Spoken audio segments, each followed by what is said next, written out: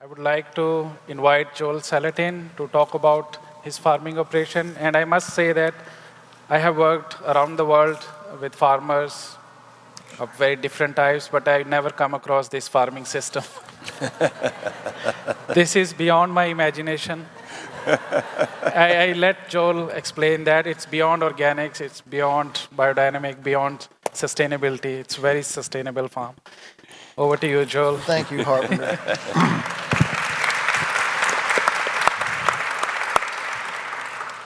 Let me just say thank you for Patrick and for the Sustainable Food Trust and Alliance and Harpender and the work here. Those of us that are out in the trenches, it's not a friendly world out there. Our neighbors think we're bioterrorists because we don't vaccinate our cows. And we're weird, because we put people on these back dirt roads, What do we want people around here for? And the environmentalists don't get us because, we call ourselves environmentalists, but we're actually farming. I thought farming destroyed the environment, So anyway, what I'm getting at is that I'm just blessed and grateful to be here for 2 days. I feel like I've been plunged into a cleansing bath of affirmation, and I'm hooked up to a pure oxygen hose of inspiration, encouragement, and our tribe, and I thank you for that. All right, let's run through this very quickly. I just want to touch very quickly some of the things that we do. We have a lot of forest land on our farm, and Harpender, of course, put the carbon of that in. But we have a sawmill. We generate our own lumber. We mill lumber for the community, for neighbors and things. Let's see, next, okay. And so we're pretty self-sufficient on lumber. We can build houses. We can build sheds, buildings, all sorts of things with our own lumber. When we feed hay in the wintertime, the cows come in on a carbonaceous diaper. So we chip the branches and the carbon generator from wood's work, and that becomes a carbonaceous diaper under the cows when we feed hay in the wintertime. We put corn in that. The cows tromp out the oxygen, create a fermentation. We call it a carbonaceous diaper, and the corn ferments in there. So when the cows come out in the spring to go grazing, then we put pigs in there. We call them pigerators. They seek the corn, and in doing so, rotate, aerate, and turn that from anaerobic to aerobic compost. So we're using appreciating infrastructure, pigs, to do the compost work. And this is the heart and soul of the farm. It's a completely carbon-centric deal. Then the pigs go out into pig pastures. So these are the savanna silvopastures of yesteryear.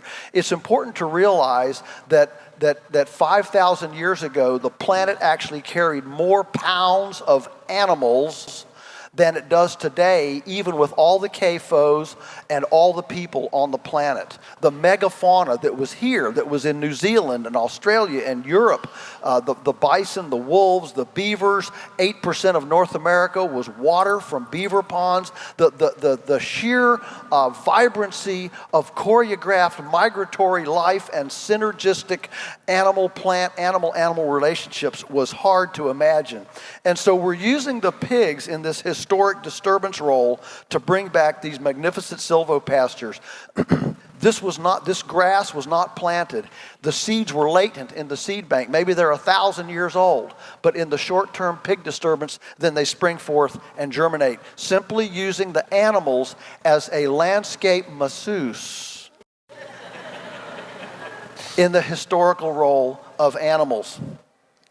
And so this then creates another whole tier of production under the forest. So instead of just being trees, now you have trees and you have all of this prairie growing underneath it, which of course doubles up the biomass and all that.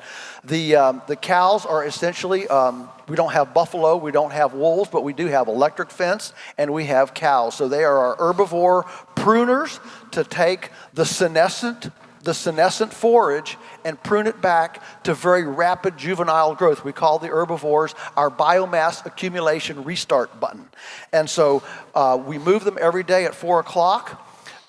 Here you see them in February on the top slide. In February, 80 dry cows on half an acre a day. Bottom slide, 300 head on 2 acres for a day in August. All right, so they're clumped up. We call this mob stocking, herbivorous, solar conversion, lignified carbon sequestration, fertilization. And if every farm in North America would do this in fewer than 10 years, we would sequester all the carbon that's been emitted since the beginning of the industrial age. That's how fast this can work.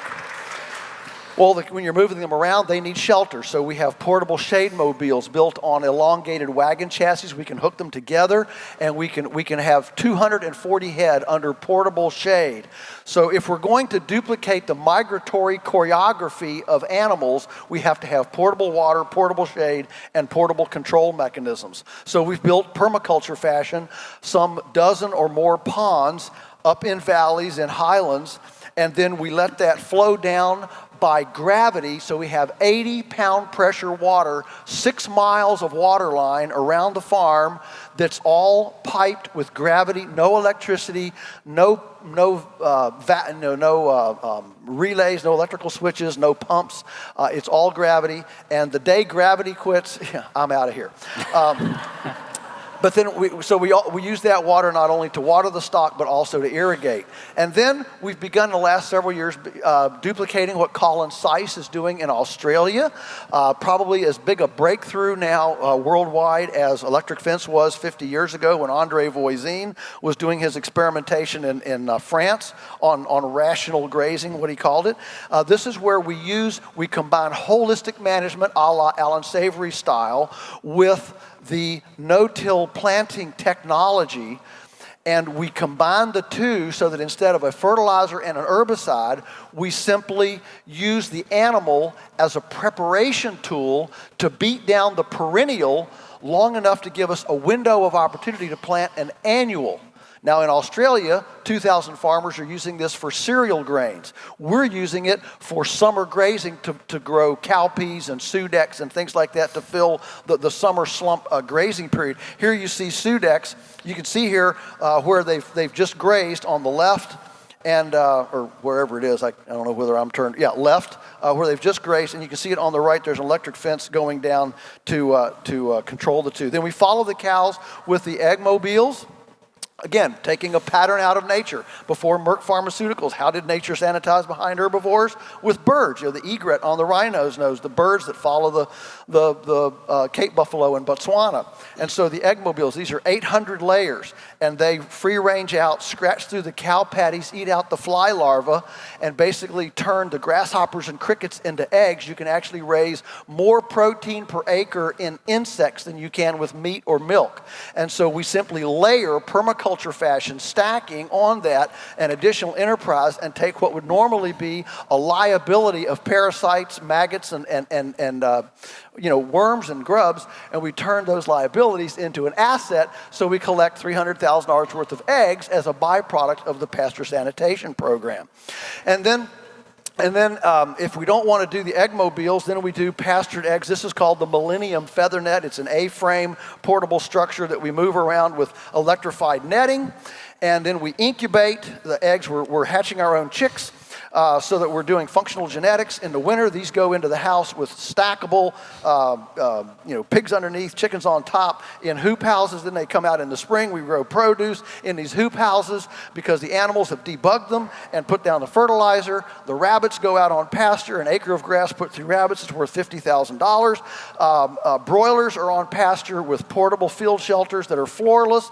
The gobbledygook is a portable turkey structure. The turkeys go around. See the cows in the background, the chickens. Look at the stacking enterprises on this. And the favorite thing we're doing now is germinating young farmers. Here's one that we germinate. We do an intern apprenticeship program to germinate young farmers to start their own enterprises, whether it's mushrooms, animals, whatever, bees, name it. These are our grandchildren.